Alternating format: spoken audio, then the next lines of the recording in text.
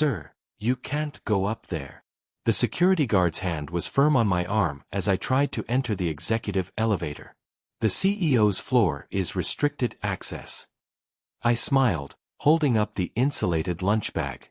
I'm just bringing my wife her lunch. She's the CEO, Helena Bradford. I'm her husband, Thomas. The guard's expression didn't change. Sir, I've worked here for 3 years.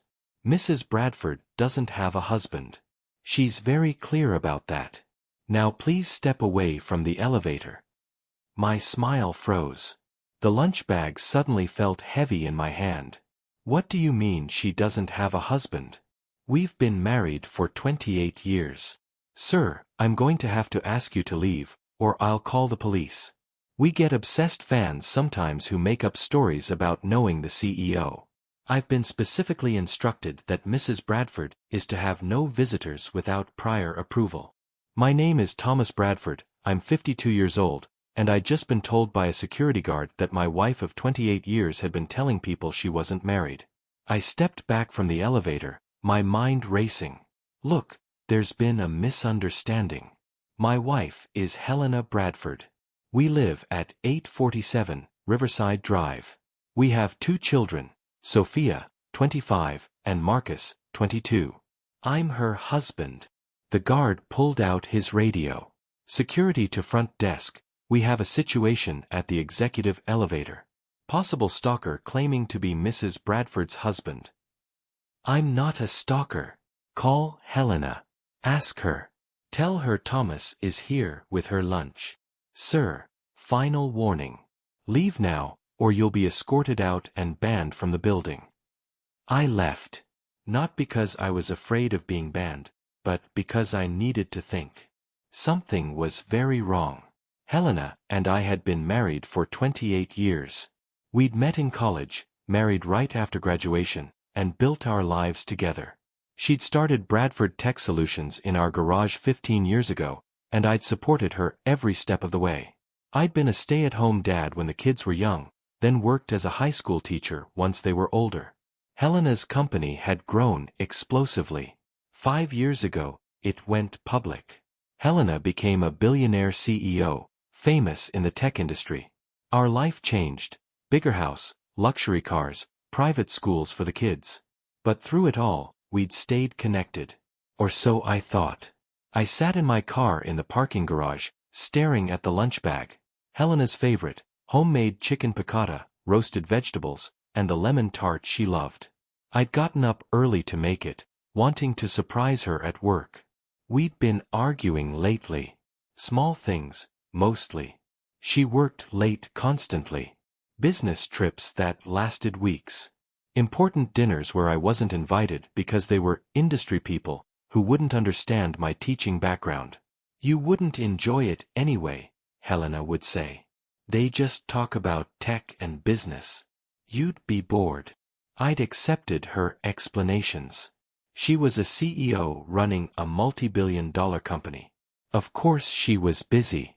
Of course her world was different from mine.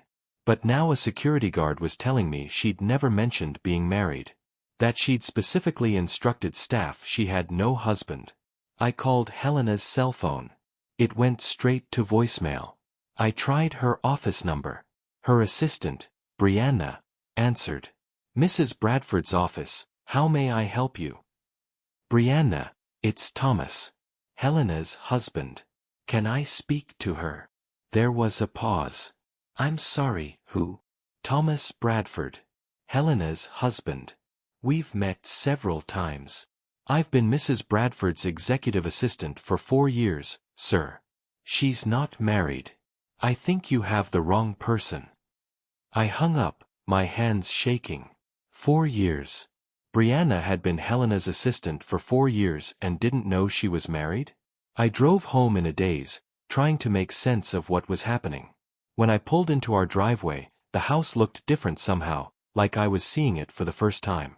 This was Helena's house. She'd bought it with her money. My name wasn't on the deed.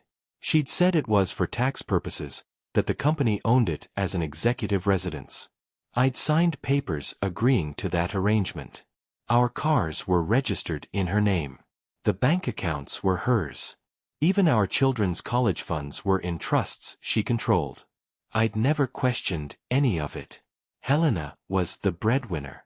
I'd been happy to support her career, to take care of our home and kids while she built her empire.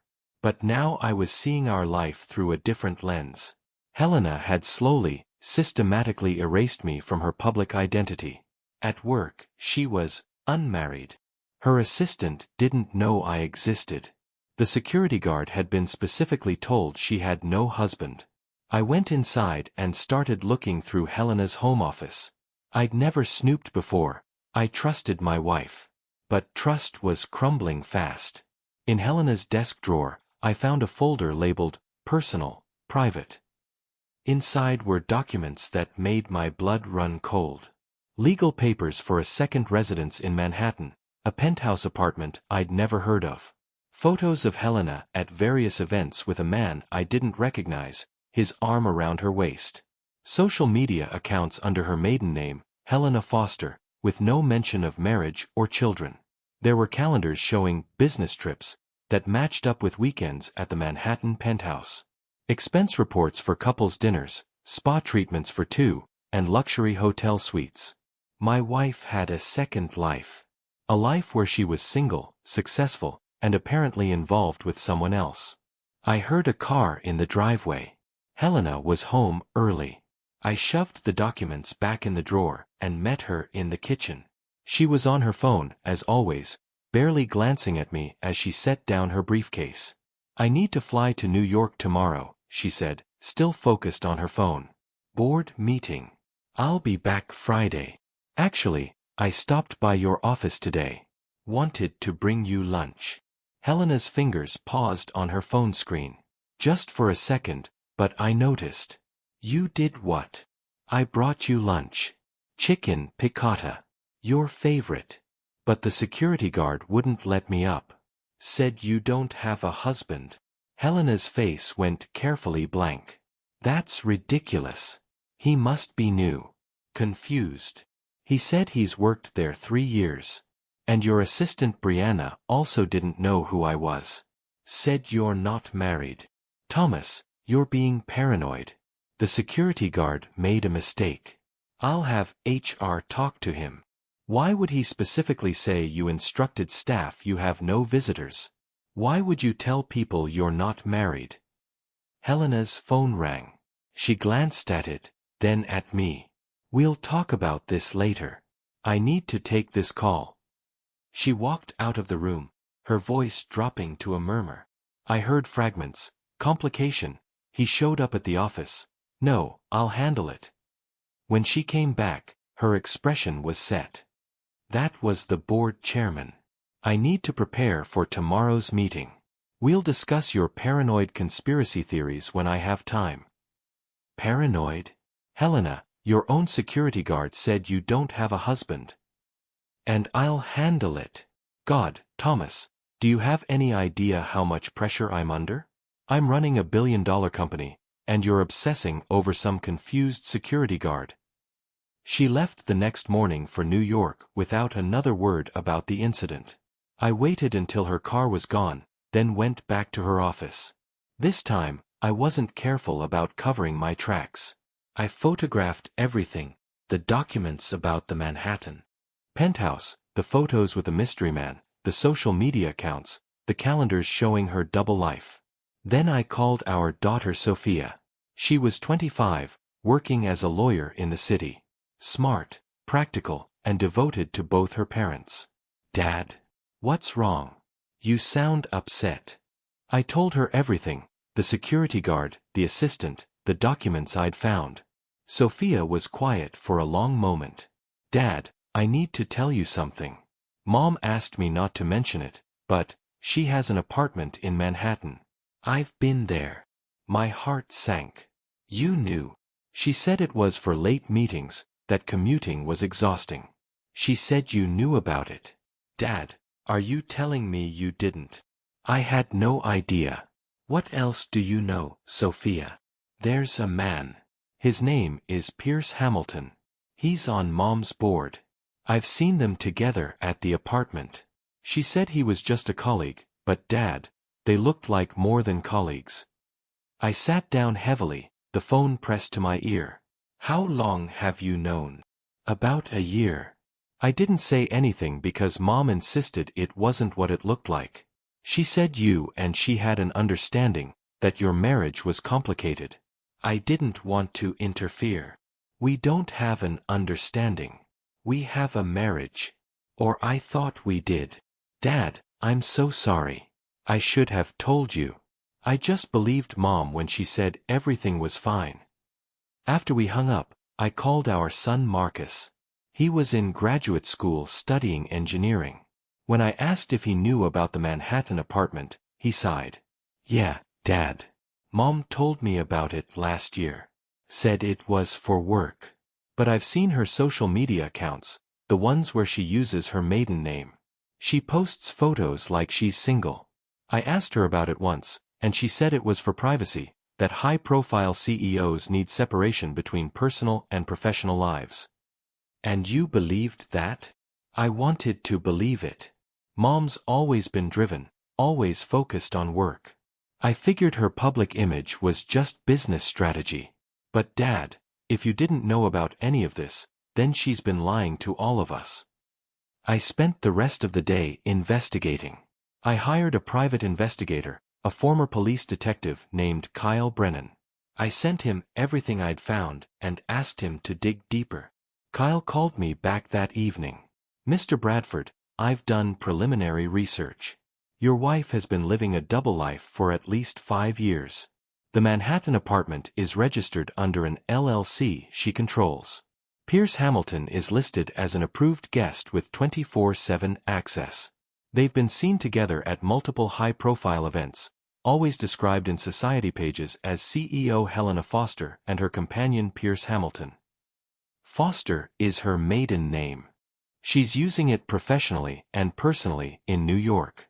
She's on charity boards, social clubs, and investor groups, all as Helena Foster, successful tech CEO. No mention of a husband or family. What about Pierce Hamilton? He's 45, divorced, no kids. He's been on Bradford Tech's board for 6 years. Before that, he was an investment banker. Net worth approximately $50 million. He and your wife have been photographed together at events going back 5 years. 5 years. Helena had been living this double life for 5 years, and I'd had no idea. Kyle continued, I've got surveillance on the Manhattan apartment now. Your wife is there currently. Pierce Hamilton arrived about an hour ago. They ordered dinner in from an expensive restaurant. I can continue surveillance, gather more evidence if you're thinking about divorce. Divorce. The word hit me like a punch. 28 years of marriage, 2 children, a life built together. And it had all been a lie. Keep watching, I told Kyle. I need to know everything. That night, I couldn't sleep. I kept thinking about our marriage, looking for signs I'd missed. Helena's increasing distance over the past 5 years. The separate bedrooms she'd insisted on because of her early meetings. The business trips that got longer and more frequent. The way she'd stopped inviting me to company events. You don't enjoy them anyway, she'd say. Why waste your evening being bored? I'd been grateful. I didn't like fancy events. I was happier at home, grading papers, reading books, living my quiet life. But Helena hadn't been protecting me from boredom. She'd been hiding me. Erasing me from her successful, glamorous life because a high school teacher husband didn't fit her image. My phone buzzed. A text from Kyle with photos. Helena and Pierce at the apartment, visible through the windows. Laughing over dinner. Him leaning close to her. Her hand on his arm. The next photo showed them kissing. I stared at it for a long time, feeling numb. My wife of 28 years, the mother of my children, was kissing another man in an apartment I'd never known existed. I forwarded the photos to my lawyer. Well, our lawyer, technically. Bernard Shaw had handled our estate planning 5 years ago.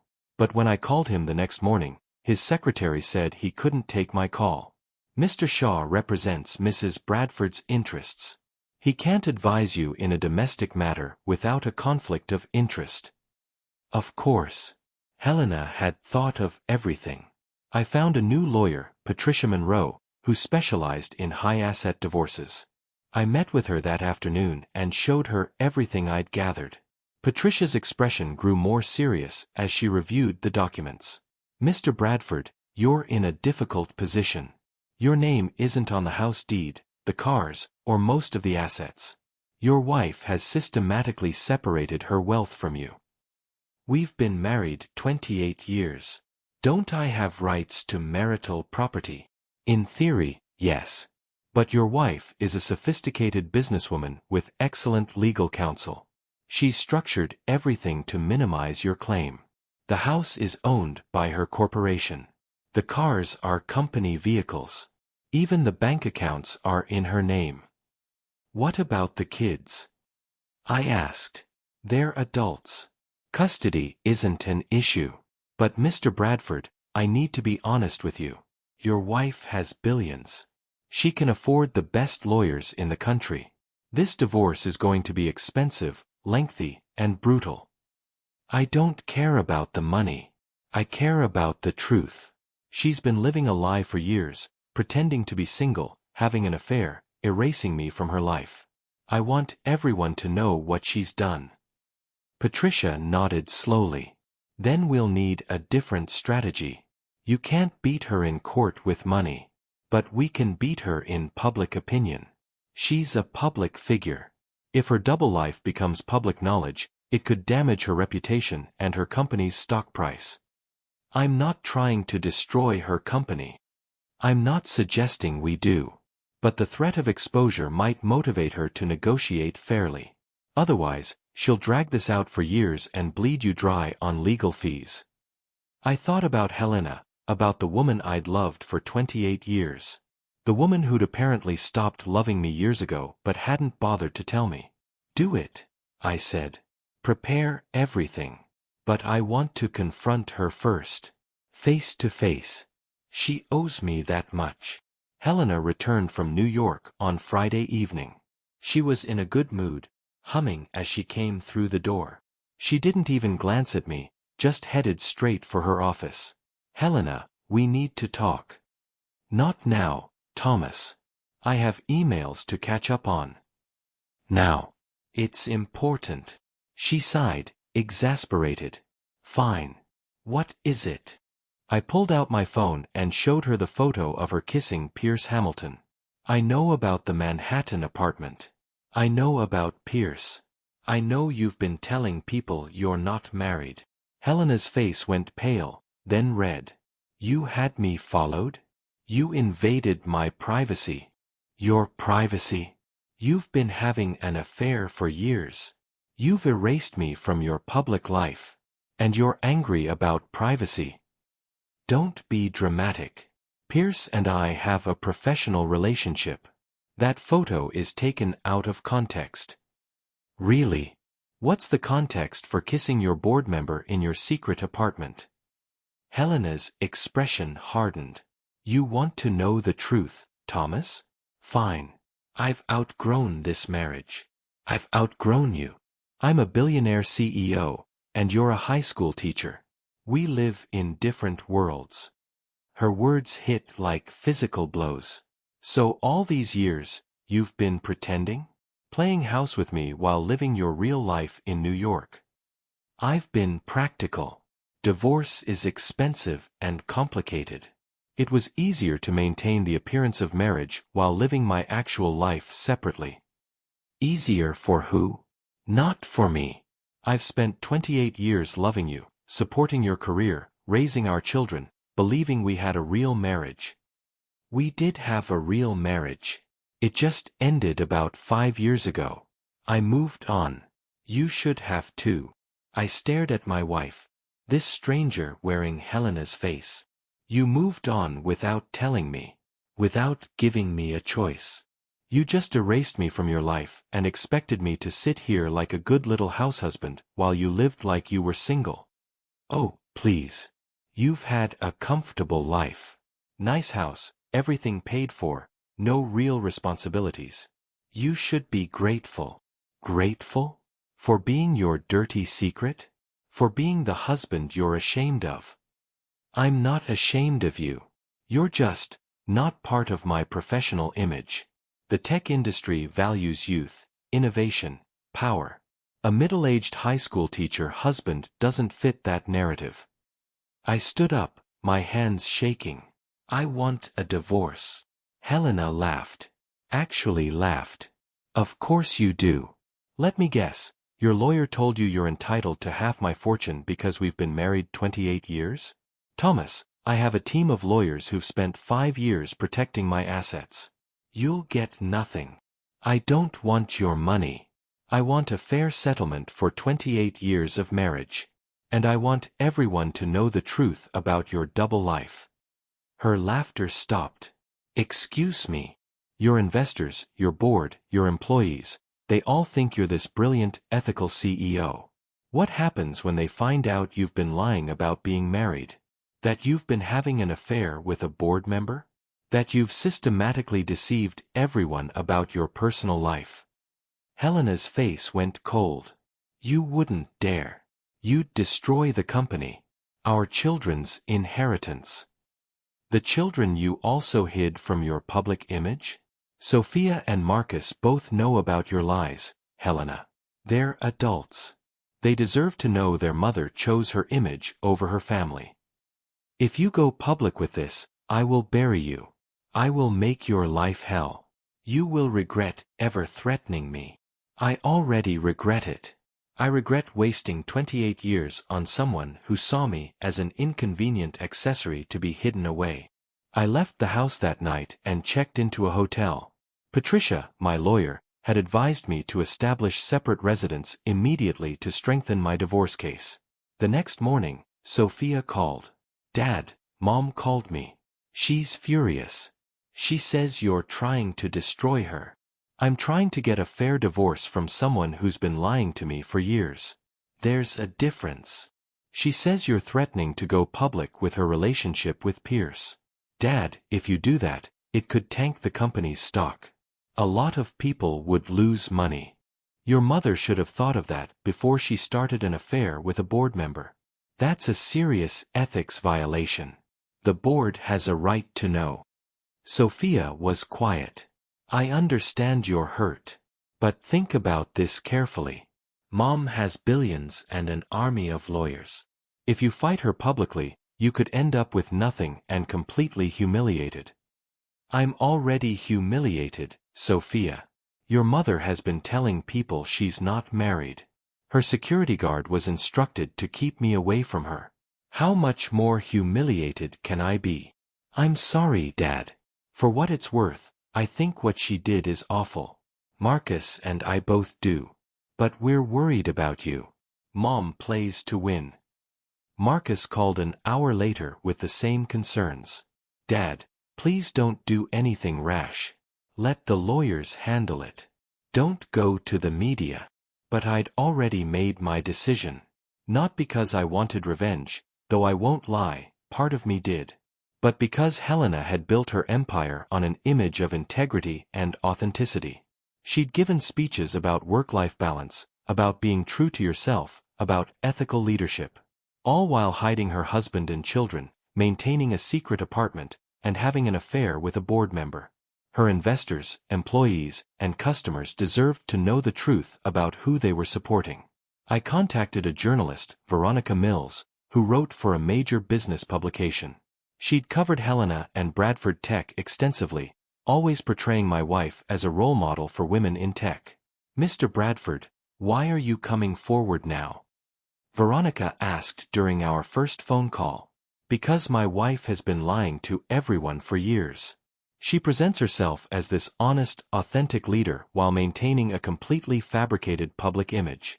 That's fraud, even if it's not illegal fraud. You understand this will be a huge story? It could seriously damage your wife's reputation and her company. I understand. And I'm willing to go on record with everything. The article published 3 days later.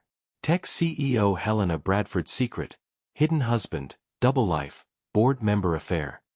It included photos of Helena with Pierce, documents showing the Manhattan apartment, and my interview describing our marriage and her systematic erasure of me from her public life.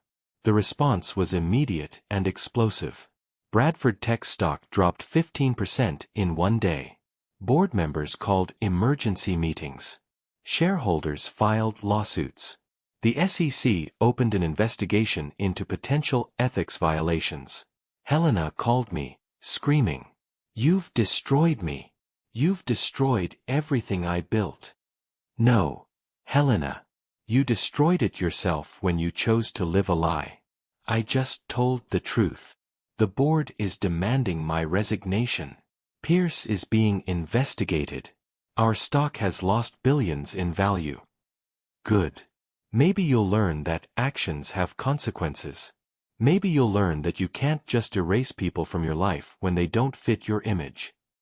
She hung up on me. Over the next week, the story dominated business news. Commentators debated whether a CEO's personal life should matter. Feminist writers argued about whether Helena was being held to unfair standards compared to male CEOs who'd had affairs. But the facts were undeniable. Helena had lied extensively, maintained an inappropriate relationship with a board member, and violated her company's ethics policies. 2 weeks after the article published, Helena's lawyer contacted Patricia with a settlement offer. They wanted to settle quickly, quietly, and generously to make the story go away. "They're offering you $10 million and the house," Patricia told me. "In exchange, you sign an NDA and agree to stop giving interviews." $10 million. More money than I'd ever imagined having. Enough to retire comfortably, to help our children, to never worry about finances again. "No," I said. Patricia looked surprised. "No, Mr. Bradford, that's an excellent offer. With your limited assets and her resources, it's probably the best we'll get." "I don't want her money. I want a fair division of marital assets. We were married for 28 years. I supported her career, raised our children, maintained our home while she built her company. I'm entitled to a portion of what we built together." "You're entitled to it legally, yes. But getting it will require a long, expensive court battle. One she can afford better than you can. Then we'll fight. Because this isn't about money anymore. It's about principle. She can't just buy my silence and continue pretending she did nothing wrong." Patricia smiled slightly. "All right. We'll reject the offer and file for a full accounting of marital assets. But Mr. Bradford, be prepared, this is going to get ugly." She was right. The divorce became a spectacle. Every filing was leaked to the press. Every court appearance was photographed. Every detail of our marriage was dissected publicly. Helena's lawyers painted me as a gold digger who'd contributed nothing to the marriage and was now trying to cash in on her success. They presented evidence of her paying all bills, providing everything, supporting me entirely. My lawyers countered with evidence of my contributions, raising our children while she built her career, managing our household, supporting her through difficult early years when the company was struggling. Thomas Bradford gave up career opportunities to support his wife, Patricia argued in court. He was promised a partnership, a marriage. Instead, he was treated as an employee who could be discarded when no longer useful. The judge seemed sympathetic, but Helena had excellent lawyers. They argued that most assets were created through her company, not our marriage, and should be considered separate property. The case dragged on for months. Our children were caught in the middle, pressured by Helena to take her side, but struggling with the evidence of her lies and betrayal. "I still love both of you," Sophia told me during one difficult phone call. "But Mom lied to us too. She told us you knew about the apartment, about Pierce. She made it seem like you had an arrangement. Did that ever seem likely to you? That I'd agree to be hidden and erased? No. I should have questioned it. I'm sorry, Dad." 6 months into the divorce proceedings, Pierce Hamilton resigned from Bradford Tech's board. The ethics investigation had found clear violations. He and Helena had failed to disclose their relationship, and they'd made business decisions that potentially benefited them personally. Helena avoided criminal charges, but her reputation was destroyed. She was forced to step down as CEO, though she remained chairman of the board. The company's stock slowly recovered, but the damage to her personal brand was permanent. The tech industry's golden girl exposed as fraud, one headline read. Helena Bradford's rise and fall, a cautionary tale about authenticity. Meanwhile, my story resonated with people. I did interviews about being the hidden spouse, about supporting a partner's career only to be discarded. Thousands of people, mostly men, but some women too, reached out to share similar stories. My wife became successful and suddenly I was an embarrassment, one man wrote. Thank you for speaking up. I thought I was alone. I'd never wanted to be a public figure, but the story had touched a nerve. People understood the pain of being erased by someone you loved. The divorce was finally settled after 9 months. The judge ruled that despite Helena's attempts to separate her assets, our 28-year marriage entitled me to a significant portion of the marital estate. I received $40 million, the house, and half of Helena's retirement accounts. It wasn't half her fortune. Her lawyers had successfully argued that much of her wealth was separate property. But it was fair compensation for 28 years of marriage and support. Helena was furious at the settlement, but she couldn't fight it without further damaging her reputation. She paid the settlement, sold the house back to her company, and moved permanently to Manhattan. I never want to see you again, she told me at our final court appearance. You destroyed my career, my reputation, everything I built. No, Helena. You destroyed it by lying. I just told the truth. If you'd been honest from the beginning, if you'd ended our marriage instead of hiding it, none of this would have happened. I gave you everything. A comfortable life, financial security, everything you could want. Except honesty. Except respect. Except a real marriage. You gave me a lie, Helena. And when I discovered it, you blamed me for not being grateful enough to keep living the lie. She walked away without another word. That was the last time I spoke to my ex-wife. 2 years after the divorce, I was living in a modest house in a quiet neighborhood. I donated $10 million to charity, invested $20 million, and kept $10 million for living expenses. I'd retired from teaching and spent my time writing, traveling, and rebuilding my relationship with my children. Sophia and Marcus had both struggled with their mother's lies and our public divorce. But over time, they'd come to understand that I'd had no choice but to expose the truth. Mom's trying to rebuild her image, Marcus told me during one of our regular dinners. She's doing interviews about work-life balance and being authentic. It's kind of ironic. People love a comeback story, I said. Maybe she's learned from this. Or maybe she's just better at lying now. Either way, I'm keeping my distance. She hurt you, and she lied to us. I'm not ready to forgive that. I understood his anger. I was still angry too, though time had softened it. Helena had wasted 28 years of my life, had made me question my worth, had hidden me like I was something shameful. But she'd also given me 2 incredible children and taught me a valuable lesson about authenticity and self-worth. One evening, I got a call from an unknown number. When I answered, I heard Helena's voice. Thomas, I know you don't want to hear from me, but I wanted to apologize. I was silent, surprised. I've been in therapy, she continued, working through why I did what I did.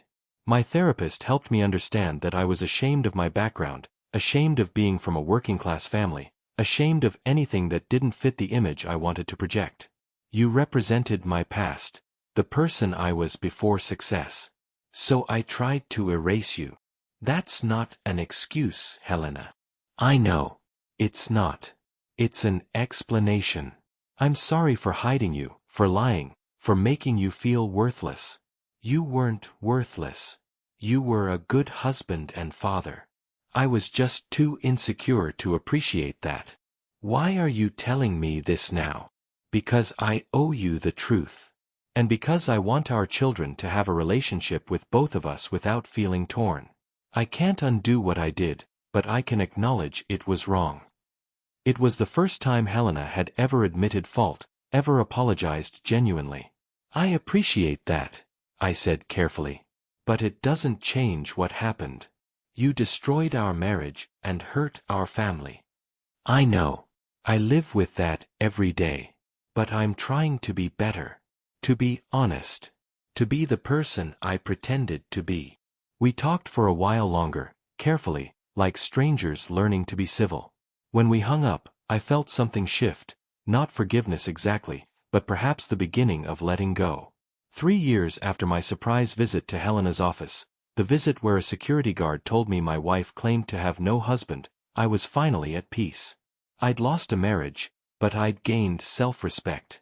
I'd lost the comfortable illusion of love, but I'd gained truth. I'd lost my quiet, hidden life, but I'd gained a voice and a story that helped others feel less alone.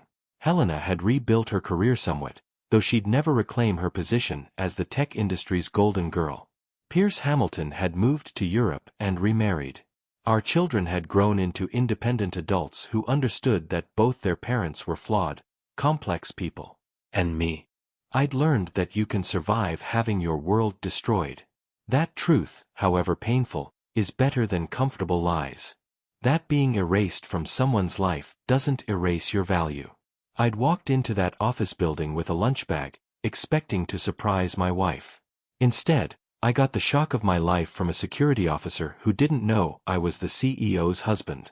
That shock had exposed 28 years of lies, ended my marriage, and forced me to rebuild my life from scratch. But it had also freed me from a relationship where I was hidden, ashamed of, and erased. Where I was valued for what I could provide but not for who I was. My marriage had been based on a lie. My divorce had been built on truth. And truth, I'd learned, was always worth fighting for, no matter how much it cost. Helena had tried to erase me from her successful life. Instead, she'd freed me to build a life where I didn't have to hide, didn't have to be ashamed, didn't have to live as someone's dirty secret. And that, ultimately, was the greatest gift she'd ever given me.